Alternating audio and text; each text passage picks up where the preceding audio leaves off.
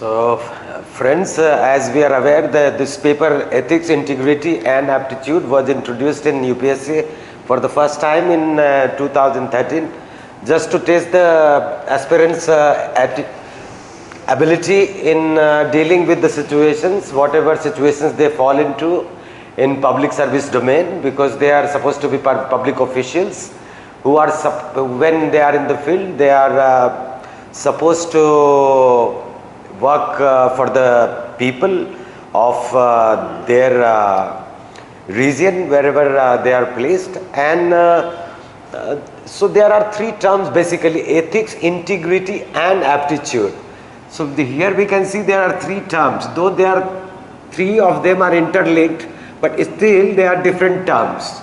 Ethics is ethics, as we can define in a very simple way, it's the systematic study of rightness or wrongness of an action, and it is more of a social construct imposed by the society or a community or a religious group to adhere to certain rules and the customs defined by the tradition of that particular community or society. Integrity is the strength of a character. It's a character trait where lots of things are involved, the values are involved, that whatever people has, suppose an action has a worth, so that strength, the integrity reflects the strength of the character, that somebody is of very which has some carries some values like honesty and loyalty, which is integral to integrity of a character. And then aptitude, the third term is aptitude. Aptitude means that capacity to solve the problem in an efficient manner. So these three things are basically introduced to have an effective, responsive and accountable, to make you aware as a citizen, as a responsible citizen, as an efficient citizen, as an accountable officer, public official, because in the future all of you are going to be doing some public service or a civil service, as you call. Service means you are going to do some going to serve the society in your own capacity. Like, for example, if you are a district magistrate, you are supposed to take care of your subjects. Subjects means the citizen of that particular district. And the whole idea of ethics is to lead the whole idea of ethics is to, the central question or the idea of ethics is, or the central question is to how to make human lives better. As an officer, you will also, when you are in the field, your duty will be to make your district's people's life better, or make or build the local capacity of the individuals. For example, giving them good education, taking care of their health, and giving some kind of benefits wherever they require. And so there are three things, and there you see, then the things like then there are other things also like ethics. There are other terms also like morality.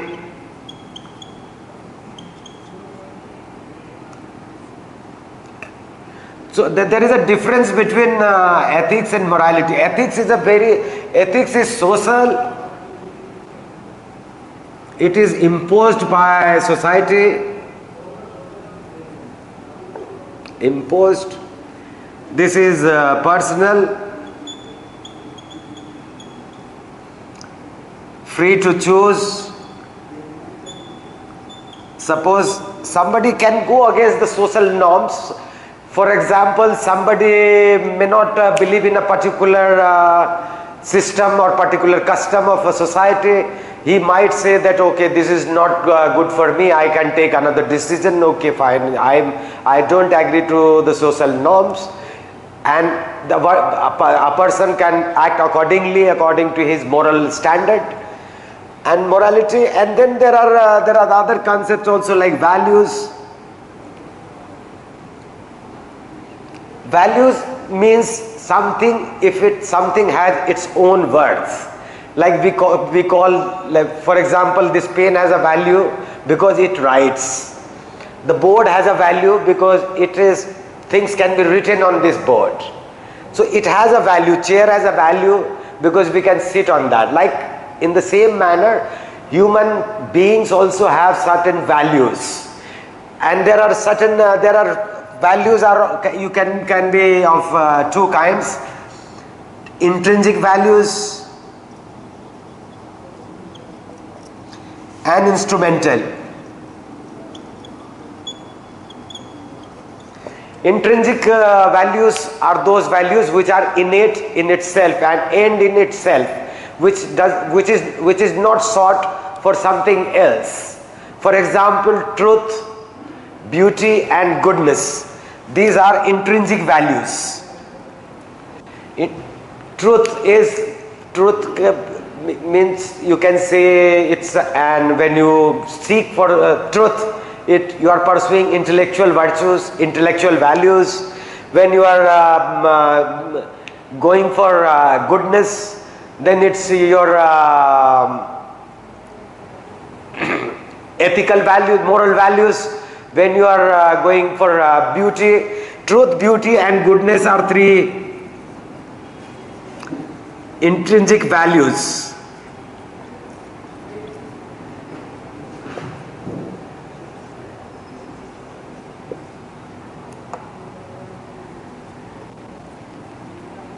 Truth, beauty and goodness are three primary values, intrinsic values that everybody is supposed to have, and these are universal values, universal in nature. And there are certain we have instrumental values.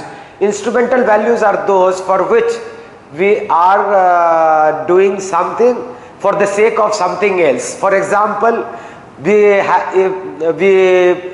to buy something we pay money. So money plays as a means to buy food. Food is an end and the money is a means to buy something end. So instrument has means and ends means, whereas intrinsic is end in itself.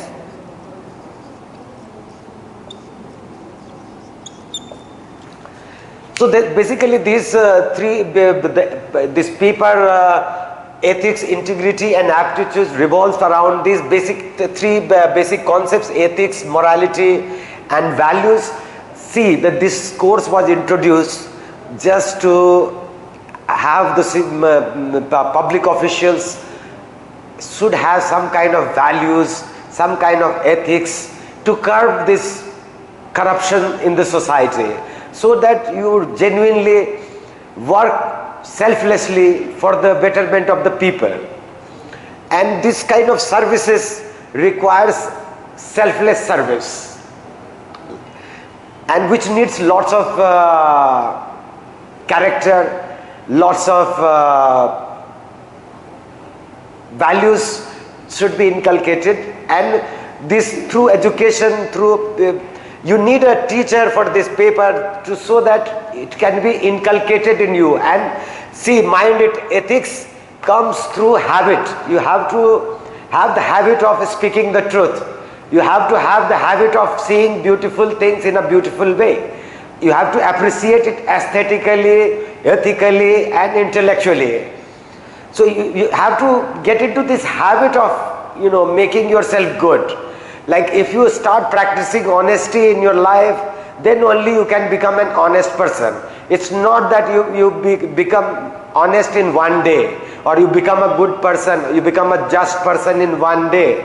It takes time to become an honest person, to become a just person, it comes through habit. You have to inculcate in your character. Every one of you is supposed to inculcate this kind of values, this kind of principles. Ethics runs on principles and ideals proposed by the society or given by the society, where the society sits together, the community people sits together, they set up a standard for they set up a standard which guides the behavior and the character of a person. It helps guide the behavior, choice and action of a person. It helps ethics. The job of ethics is to set up a standard for the people to follow certain kind of principles and rules in life, so that everybody comes to some level where people have no problem with each other. For example, it's ethically wrong to tell lies. In every case, you must get used to speak the truth. Then only you can be a truthful person. And truth and confidence is required for integrity of a character. Truth,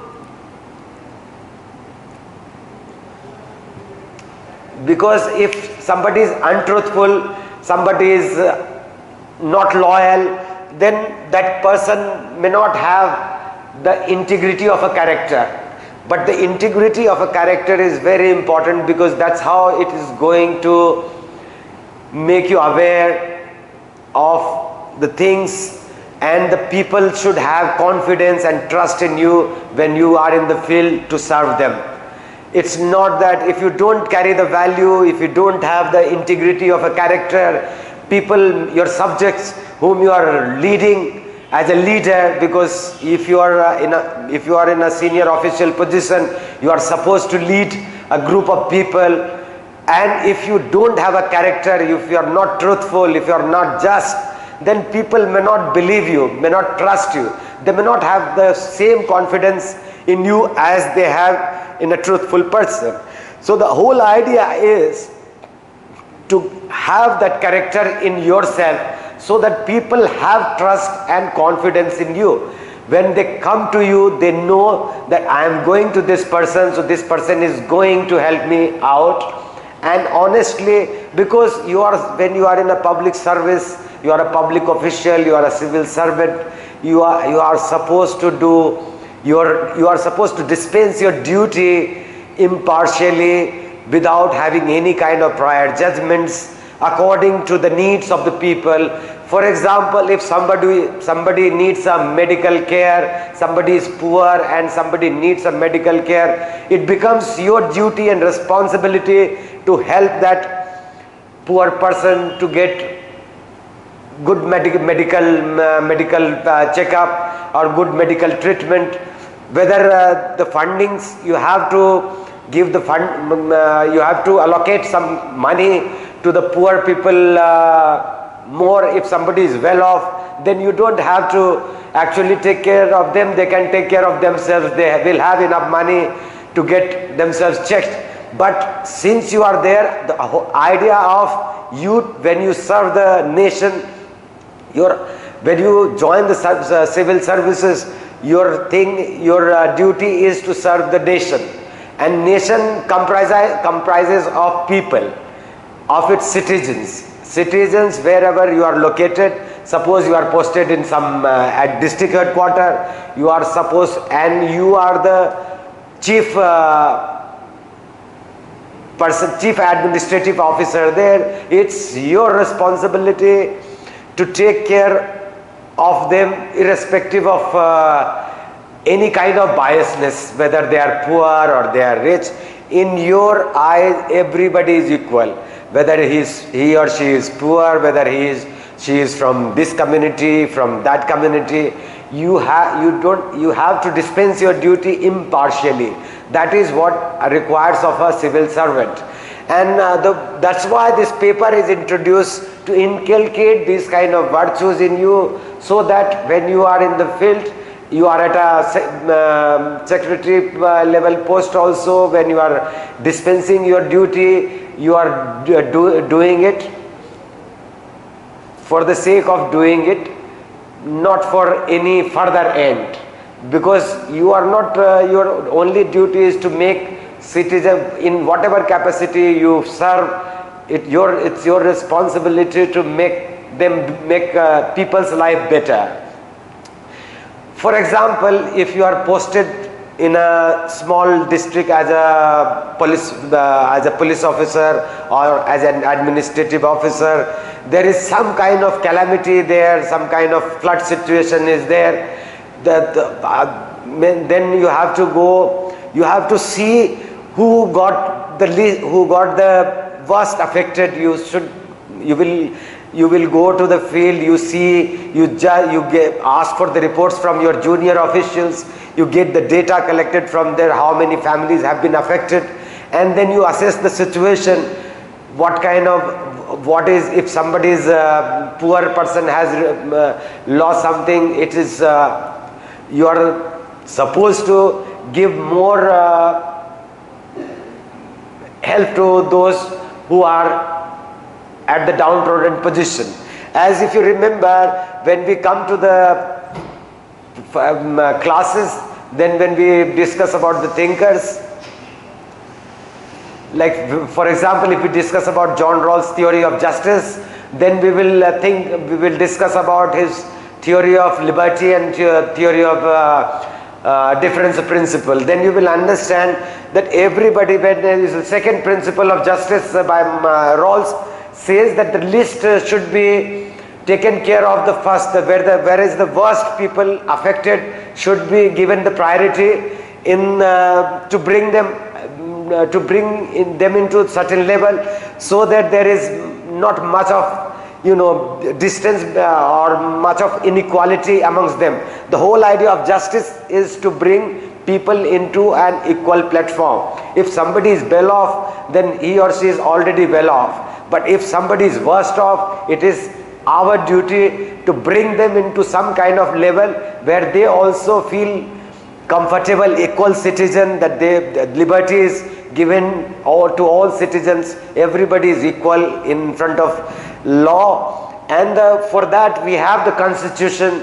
And as a public servant, as a civil servant, we have to believe in the constitution, and we have to follow the rules that is already prescribed in the constitution. And that's how whole the system of governance runs on the constitution. So the whole idea is to take care of people who has not come up to that level. You have to locally make them capable through your own resources.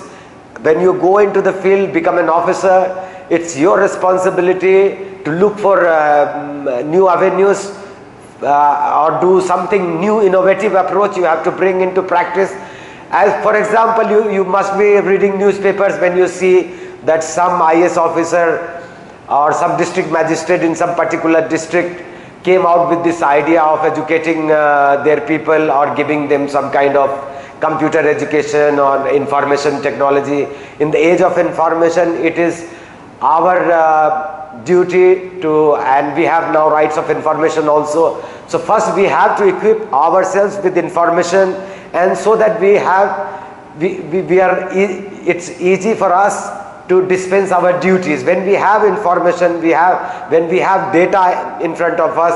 For example, if village is not socially backward, economically backward, it becomes your prerogative to look after that particular village which is not up to the mark, to give them some kind of benefits where they can be, like for example, if they apply for some kind of and the government also comes out with the different schemes like Indra Awas Yojana for poor people.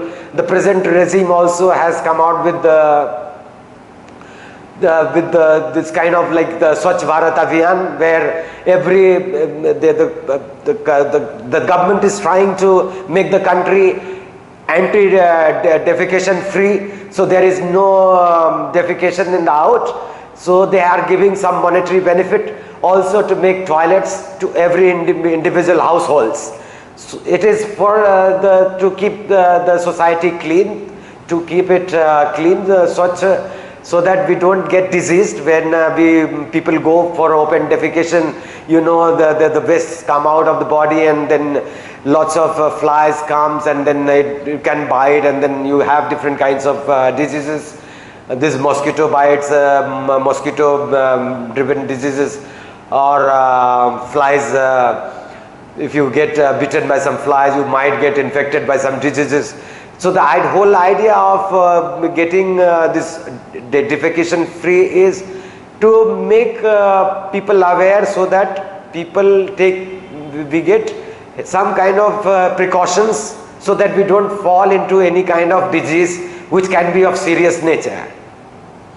I hope for now this is just an introductory, just to introduce you to the course. Maybe in the second session I'll explain more on some thinkers, and when we start our classes, we will have the schedules, like we will have go by topic by topic. I have already divided into the classes. It can go up to from say 22 to 25 classes.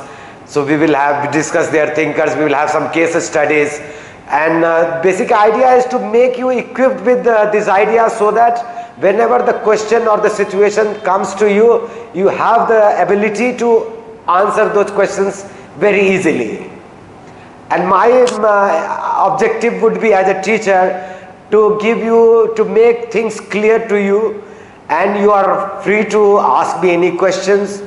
If there is any kind of doubts, you are free to ask me questions and clarify it for your understanding. And if I will try to give you appropriate examples to make things easier for you, to make it more understandable to you. The whole idea, once you understand, it's a very practical thing. These are all has to come into practice when you are in the field. These are not theoretical things just to understand, but it has to be used in the practice. That's why ethics, when we come into the class, when we discuss about the different kinds of ethics, then when we divide it, then we will see that applied ethics also takes a central seat in the field of ethics, other than normative ethics, descriptive ethics, or meta ethics. All the different branches of ethics has different roles that we will discuss in detail when we have our proper classes, when we start our batch. Then we will discuss in detail. For now, I am just giving you a glimpse of this course, and I know it's very difficult to define it in 10-15 minutes, but just cut it short for the things to make it, and just to bind it once. So ethics is the systematic study of certain principles and rules imposed by society. It's social in nature. Morality is very personal. When you take action, morality is action driven. It may not go with the ethical norms of the society. It can take morality can take a personal precedence over the social norms, and in the same way values can also be very personal. Values are structural as well as individual values. Structural values are like, for example, when you are working for it has structures, like when you are in the service, you have to do you have to be impartial. Impartial values is structural values. Selfless service, you have to selfless service. Personal values can be your courage to stand for your things, whatever you think that is the right thing to do. The whole thing about ethics is to decide what is wrong and what is right, and to avoid the wrongs and race to the right.